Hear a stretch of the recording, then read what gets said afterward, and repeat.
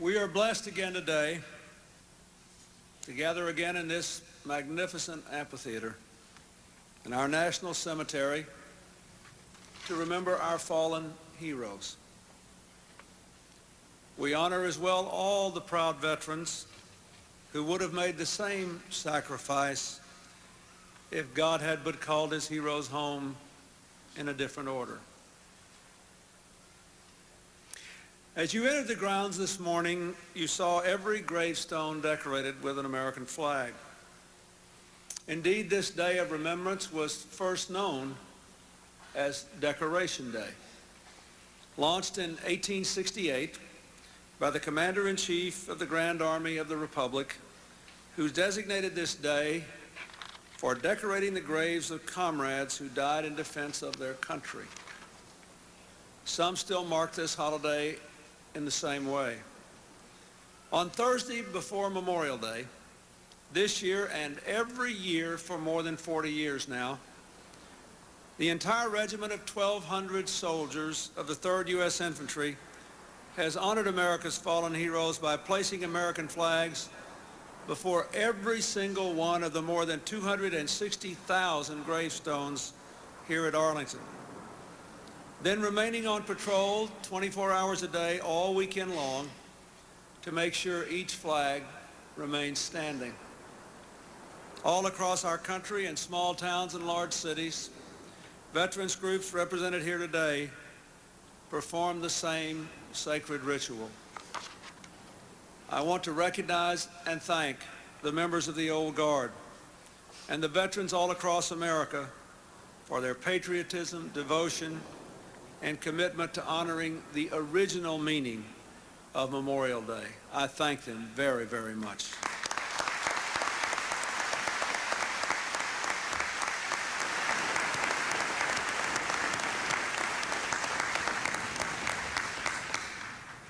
Arlington's hallowed earth embraces the bodies of servicemen and women from every one of our nation's wars. Every generation is born a share of the burden of defending the Republic and giving to each succeeding generation the chance for freedom. Presidents Kennedy and Taft are buried here. Generals Pershing and Bradley are buried here. Admirals Halsey and Rickover are buried here, as are John Foster Dulles and Oliver Wendell Holmes, George Marshall and Audie Murphy. Three of the Marines we remember forever for raising our flag on Iwo Jima. They are buried here. And of course, all the unknown, unsung heroes of more than 2 centuries of fighting tyranny are buried here. This is sacred soil in the heart and the history of America. Our hearts go out today especially to those, our departed veterans left behind. The young women who had to cancel a wedding, young mothers who raised their children alone, mothers and fathers who faced perhaps life's greatest heartbreak. To all the families who have placed a gold star in their window, I renew our nation's enduring pledge. The United States will always honor and never forsake its fallen heroes. We will not abandon their families. And wherever it takes, as long as it takes, we will keep our commitment to seek the fullest possible accounting.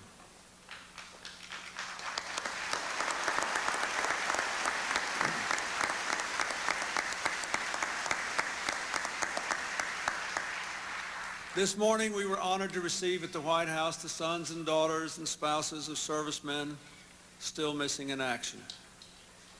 There is no more compelling way to understand how important our continuous efforts are to the hearts and minds of Americans than to hear it from family members themselves. And that is why I'm pleased to announce to you today that the United States and North Korea have agreed to resume the talks the first week of June in Kuala Lumpur in hopes of resuming recovery operations in North Korea this year.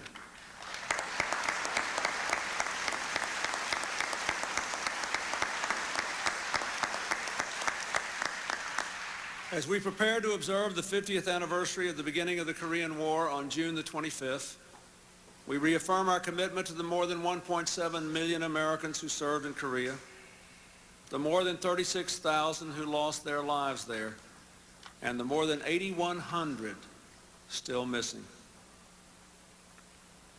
I also want to tell you today about the latest American soldier to come home.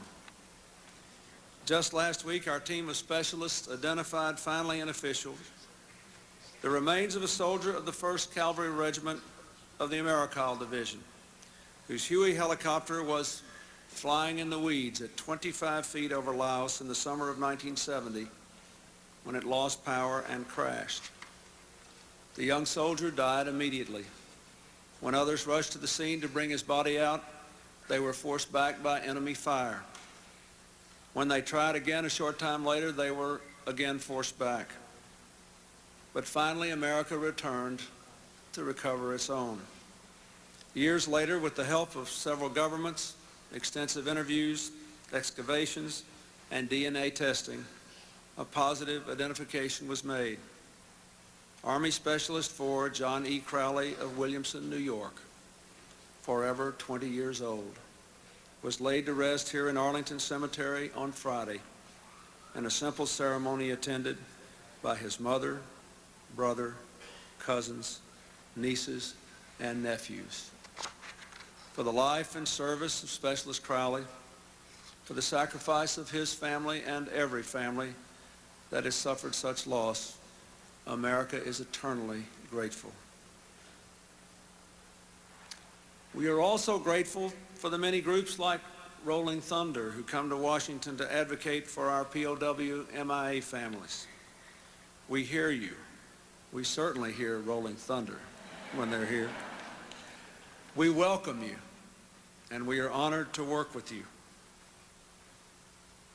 To preserve the peace, we must never forget the sacrifices that have paved the way to peace.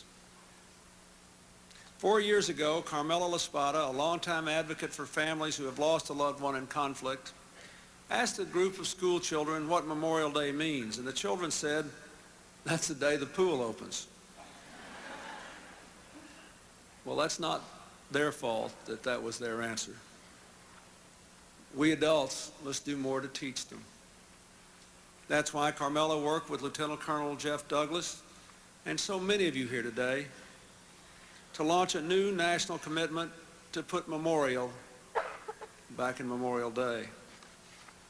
So today, for the 3rd straight year, I ask all Americans, in a profoundly symbolic and important act of national unity, to pause wherever they are at 3 p.m. local time to observe a national moment of remembrance for America's fallen heroes. At that time, the somber tones of taps, our national requiem, will be played all across America and beyond, in the U.S. Capitol and the Vietnam Memorial, at Ellis Island and the Liberty Bell, in VA hospitals and national parks, on Voice of America and Armed Forces Network, and in hundreds of places we Americans will be gathering today. When little boys and girls turn to their parents and whisper, "Mommy, Daddy, what's happening?" a new generation of Americans will have a chance to hear about the defenders of freedom.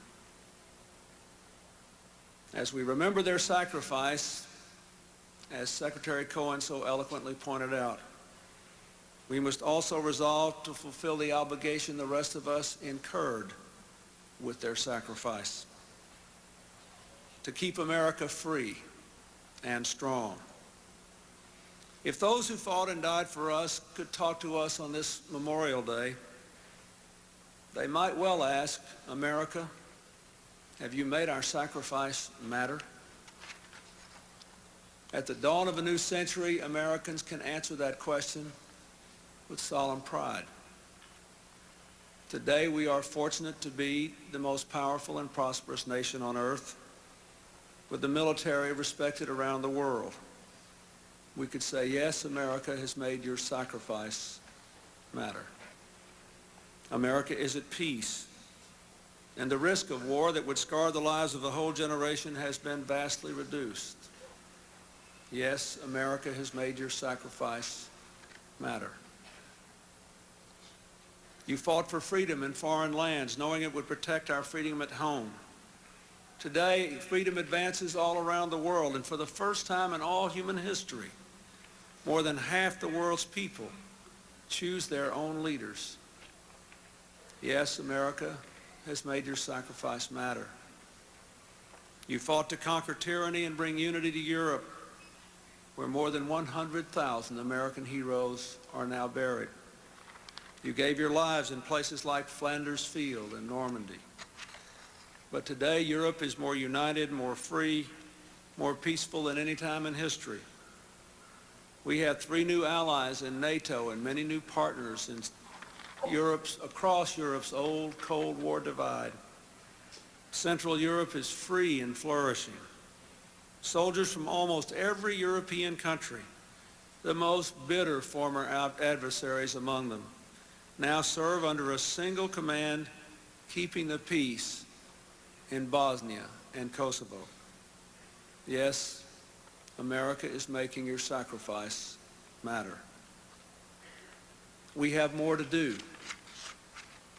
Later today, I will leave for Europe to meet with our partners in the European Union and Portugal, and to make the first visit of an American president to Berlin as the capital of a free and undivided Germany. We will continue our work with our European allies for peace and freedom to make their sacrifice matter. I will visit Russia, the former adversary with whom we are trying so hard to build a new partnership and a safer world. Russia has just seen its first transition from one democratically elected government to another in 1,000 years of history. For the first time, an American president will speak to a democratically elected Russian parliament.